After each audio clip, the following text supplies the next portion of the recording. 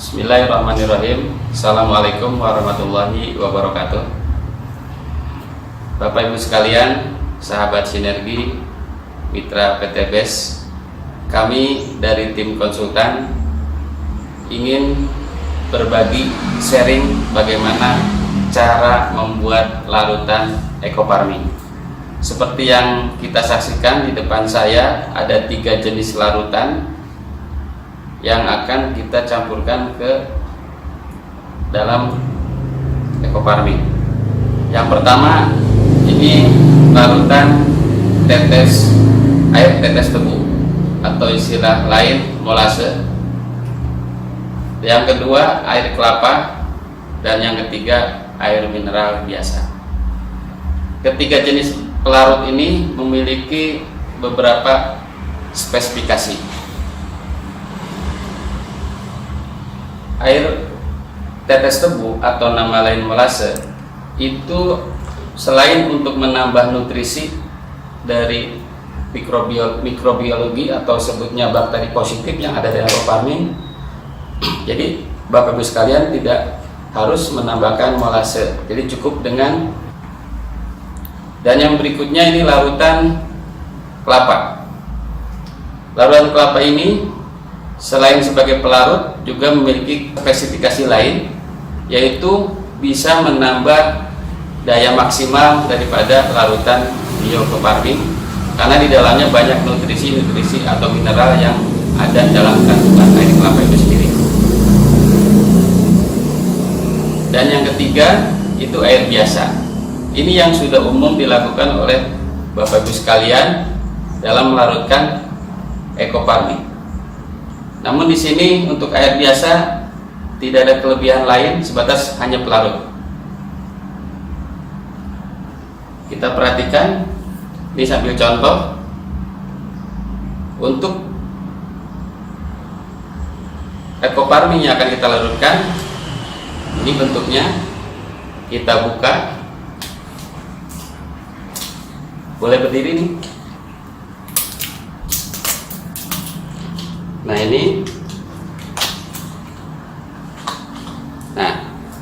ini adalah ekofarming dalam bentuk padatan atau tub yang di dalamnya itu ada plastik pembungkus.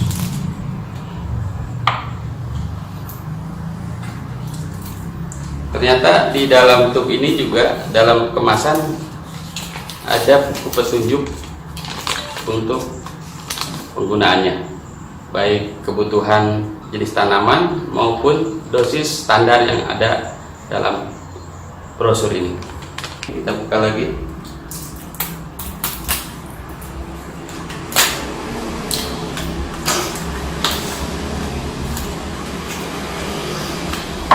Ya, sama juga. Kita perhatikan ada pembungkus plastik dan lembab ya. Tutup lagi. Juga di dalamnya dilengkapi dengan sama seperti tadi brosur itu. Nah, nanti ini dalam proses penghitungan dosis ini sangat bermanfaat.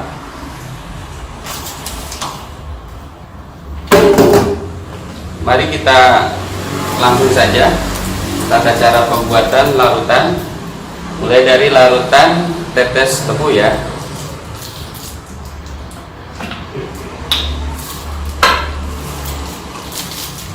Kita buka plastiknya atau bisa diremas dulu di sini supaya lebih mudah dalam pelarutan dan tangan juga tidak kotor. Dan kenapa di dalam plastiknya? Ini satu alasan supaya tangan kita barangkali kalau yang masih belum disterilkan bisa menunjukkan kontaminasi. Ini maaf contohnya tidak pakai alat sarung tangan, tapi sengaja saya supaya lebih steril, jadi di permukaannya di dalam plastiknya saja. Kita masukkan.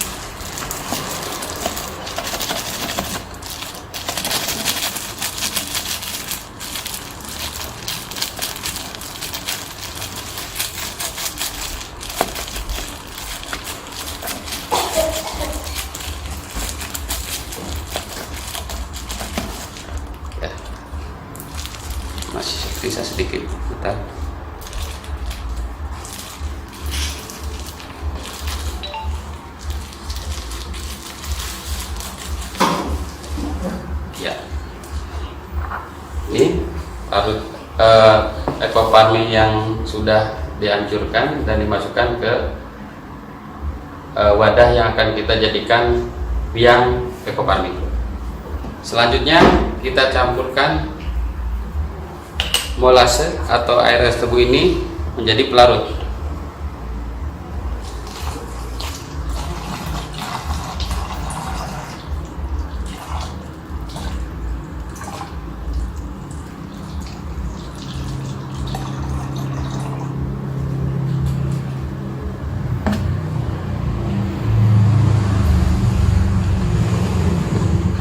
Perlu diketahui juga isi normalnya ini 600 ml, sementara saya asumsikan posisi di sini berarti sekitar setengah liter.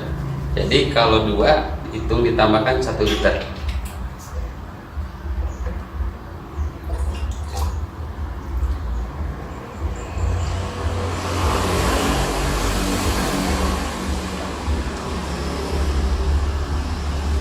Larutan dari air kelapa. Ini masih ya posisinya seperti yang tadi dilakukan, karena tangan saya ini perlu diremas ataupun dihancurkan di dalam plastik supaya tidak terjadi kontaminasi. Nah, ini kelebihan dengan adanya tambahan plastik ini, minimal pada saat penghancuran tidak langsung kena tangan, sehingga tidak kemungkinan kecil untuk terjadi kontaminasi bakteri yang ada dalam tangan kita. Kita masukkan ke sini.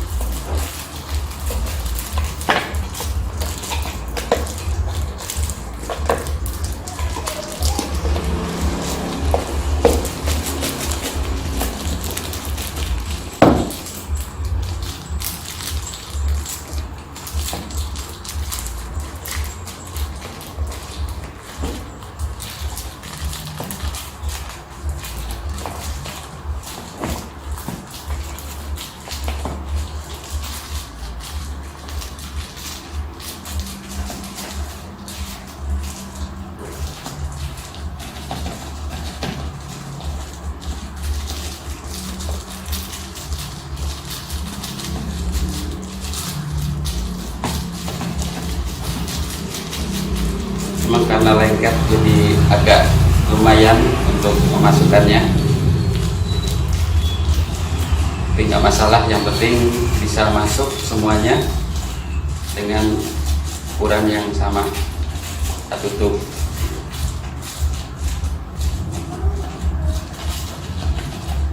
Oke, kurang lebih hampir habis.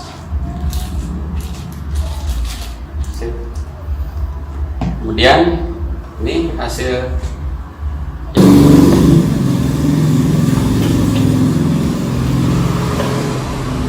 lalu botol kedua.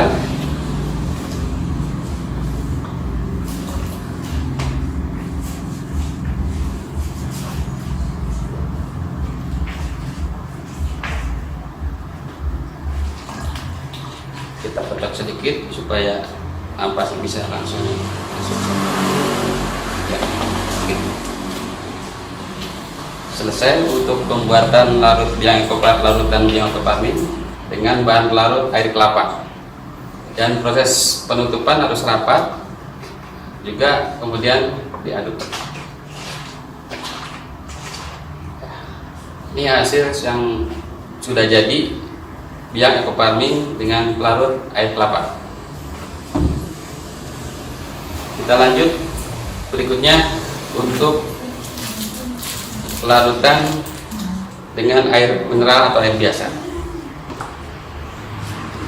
Air biasa kita hancurkan dulu supaya lebih memudahkan.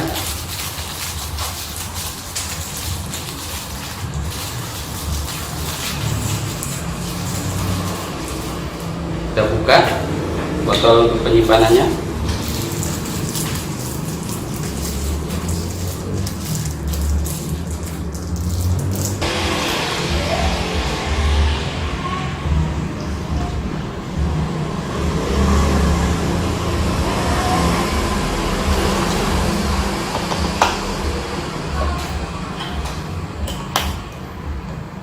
contoh kedua.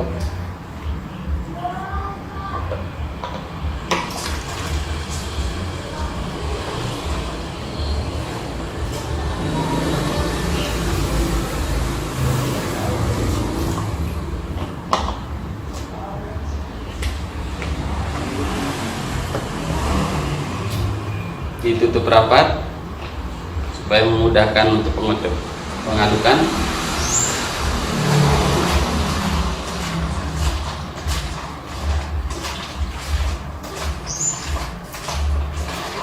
Inilah larutan yang sudah jadi dengan pelarut air mineral biasa. Nah, kita taruh di belakang ininya supaya kelihatan perbedaannya, mungkin karena reaksi dengan beberapa pelarut yang berbeda.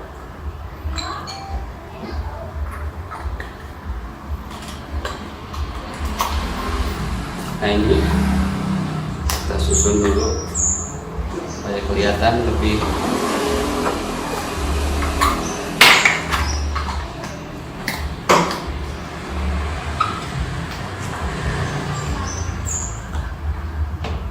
satu lagi.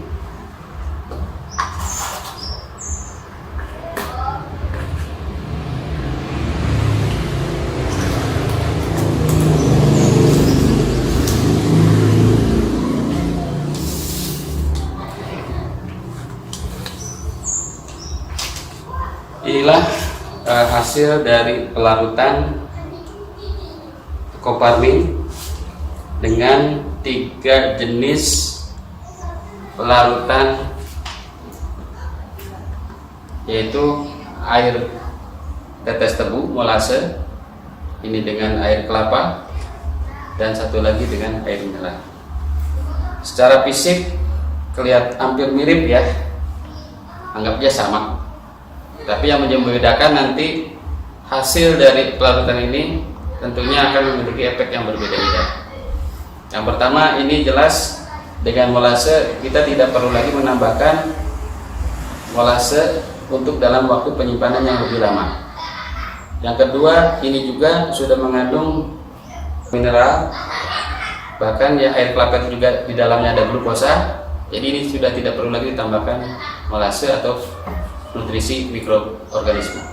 Yang ini yang terakhir, ini mesti ditambahkan molase kalau disimpan lama. Terus untuk nanti pemakaian berikutnya setelah selesai membuat larutan, ini menjadi ukuran bahwa larutan ini nanti akan dibagi dalam bentuk dosis ataupun penghitungan konsentrasi dalam aplikasi penyemprotan.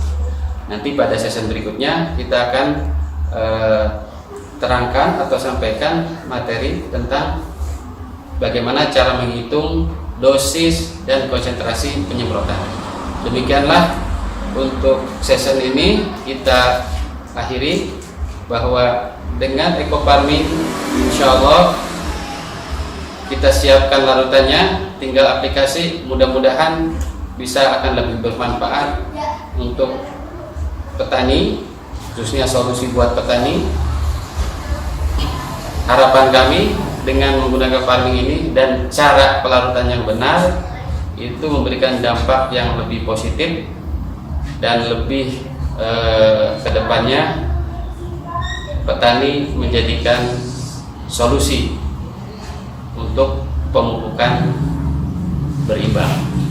Demikianlah beberapa yang bisa kami sajikan. Semoga bermanfaat. Salam sinergi, go berkah, no riba. Assalamualaikum warahmatullahi wabarakatuh.